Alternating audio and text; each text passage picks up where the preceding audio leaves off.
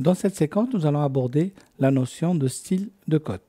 Un style de code, c'est tout simplement un ensemble d'attributs qu'on va définir pour pouvoir les appliquer à toutes les codes qui sont dessinés à base de ce style-là.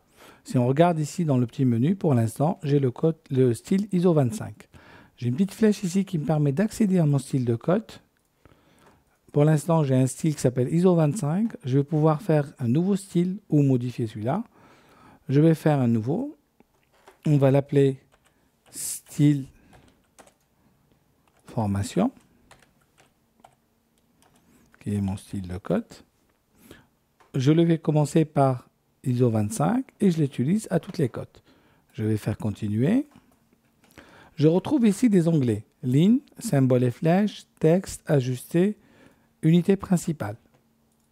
Pour pouvoir comprendre ces onglets, regardons en quoi consiste une cote. Une cote, elle est constituée de différents éléments. Elle est constituée par deux lignes d'attache. C'est les deux lignes jaunes qu'on a ici. La ligne rouge, ici, qui est la ligne de cote, et le texte.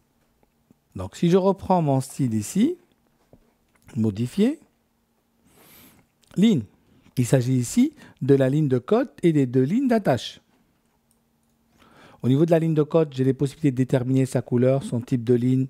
À ces éléments-là, on y reviendra quand on aura traité les propriétés. J'ai ici espacement ligne de base. C'est tout simplement l'espacement qu'il y a entre les lignes de cote dans le cas d'une cotation par rapport à une ligne de base. Je peux l'augmenter par exemple. Ligne d'attache. Ligne d'attache 1, ligne d'attache 2. J'ai la possibilité de supprimer les deux lignes d'attache, comme j'aurais pu aussi supprimer la ligne de cote. Ici, on regarde dans l'aperçu que la ligne de cote est constituée de deux morceaux qu'on peut supprimer. Ou de supprimer les lignes d'attache ici. J'ai aussi la possibilité de déterminer deux paramètres importants qui sont étendre au-delà de la ligne de cote, et c'est la petite partie qui dépasse au-delà de la ligne de cote, et le décalage d'origine qui est tout simplement l'espacement entre la cote et l'objet. Je vais les augmenter un peu. Donc, on va mettre 10 pour pouvoir réellement le voir. Je fais OK. Fermer. Alors, il ne se passe rien parce que pour l'instant, la cote que j'ai pris en exemple n'a pas de style. Comme on lui a appliqué un style différent, je vais cliquer ici, ce qui permet de lui remettre par défaut son style de cotation. Alors, il ne se passe rien après que j'ai fait OK, c'est normal parce que mon style de formation est encore appliqué à aucune cote. Nous allons faire l'exemple en regardant sur cette cote-là, je sélectionne. Et comme c'est une cote qui a été modifiée, qui n'obéit à aucun style, je vais utiliser la variable ici qui s'appelle remplacer. Il me dit qu'est-ce que je veux remplacer. Pour l'instant, je veux effacer toutes les modifications et ramener ma cote vers son état d'origine, son état style. Je fais effacer. Et là, on retrouve que la cote a retrouvé son style ISO 25. Je vais lui appliquer mon style de formation. Et vous regardez la différence ici. Elle est bien partie avec une longueur plus importante de 10 et le décalage d'objet ici est plus important. Retournons dans notre style. Modifier. L'onglet suivant, c'est les symboles et flèches. Donc, la possibilité que j'ai de modifier la flèche de mon objet. La marque centrale de cercle avec sa taille, j'ai la possibilité de l'augmenter ou le diminuer.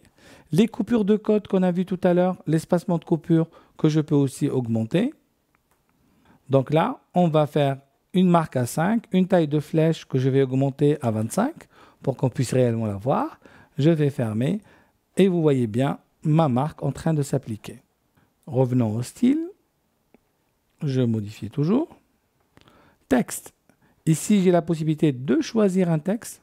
Là, je suis en style standard et dans ce cas-là, AutoCAD utilise par défaut texte THX. Je peux utiliser une autre police. Je vais mettre par exemple un Verdana. Je fais appliquer. Mon style de texte va changer. Position du texte, au-dessus, à l'extérieur, centré. En horizontal, côté ligne d'attache 1, côté ligne d'attache 2. Aligné par rapport à la ligne de cote, toujours horizontal, ce qui permettrait d'avoir le texte toujours dans ce sens-là. Unité principale. Là, je vais pouvoir déterminer quelles sont les unités de ma cote. Là, la précision. 2 0, si j'enlève les précisions, je n'aurai pas de précision. Les précisions angulaires, combien j'en veux.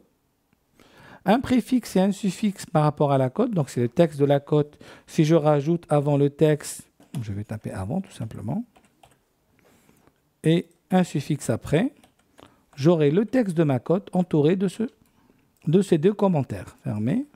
Et vous voyez bien, j'ai avant 208 après. Bien sûr, en suffixe, vous pouvez mettre par exemple l'unité de mesure. Mètre, millimètre, centimètre, etc. Je retourne à mes unités principales. Et on a ici le facteur d'échelle. Le facteur d'échelle va vous permettre de dessiner dans une unité et de coter dans une autre. Si vous vous rappelez bien, ma cote, elle fait 208. Supposons que c'est du centimètre, donc ma cote devrait faire 2,08 m. Je vais remettre mes décimales et je vais multiplier mon échelle par un facteur de 0,01. Je ferme, je fais OK, on valide et on voit bien que ma cote maintenant c'est 2,08.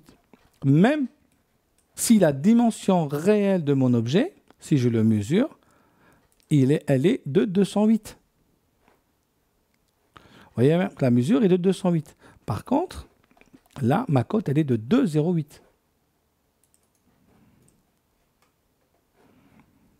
Je reviens dans mon style. Donc voilà, l'échelle vous sert à cela.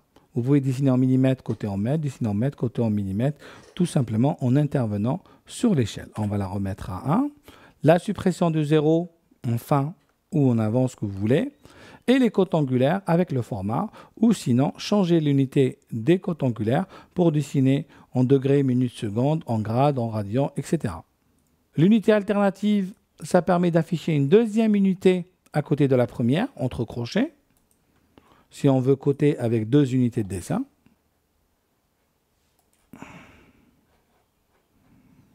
Et la tolérance, pour la partie mécanique, vous avez la possibilité de prendre une méthode de tolérance, par exemple la méthode écart, et dire voilà, cette cote-là, j'ai un écart supérieur de 1 pour un écart inférieur de 3. Alors, j'ai gardé l'unité alternative, on pourrait la supprimer, mais on voit bien ici 208 plus 1 moins 3.